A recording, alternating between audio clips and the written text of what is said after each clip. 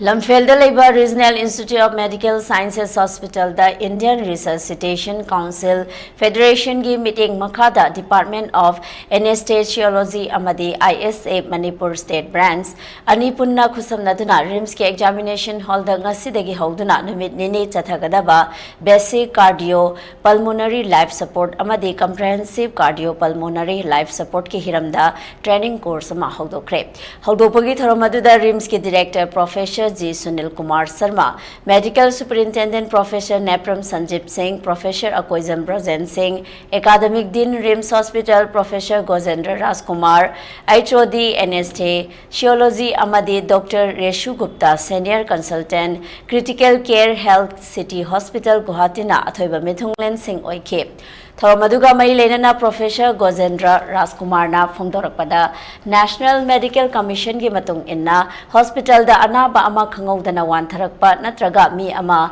accident thoktuna gyan mangduna laikhrabade sogliba mi natraga anaba adu matau kamdawna Kangadagi haibagi matangda post graduation tauriba sing Dr. Singh amade tongan ba department sing da leiriba medical staff sing da khangannabagi pandamda thoramasi pangthokpani haina phongdoke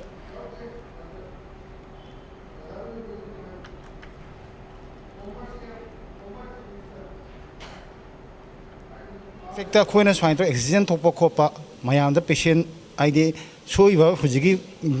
kind of the victims say unconscious or copa, Minaka, but Holopatargadi, Madubuka Mina can get a gay and Hibi Wani, Aduga Kuigi Limski Hospital, not any sort of clinic Manungana. Patients suddenly a Kuigi collapse or qua Adugi Mayam, the Bua Koina Kamain Toroga, Magi, Hawaii Kamina Kansigena. Adugi technique ni akoina hojiki akoina ngasi chathriba hojiki kanosi program se ado masigi program sigi na hoji top amana akoi hojiki lai ba Guwahati ki team sina akoi se train toromani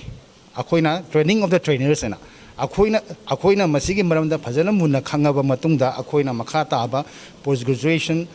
adegi atopa department da layman da akoina mu toroga tambigani Masigi curriculum si National Medical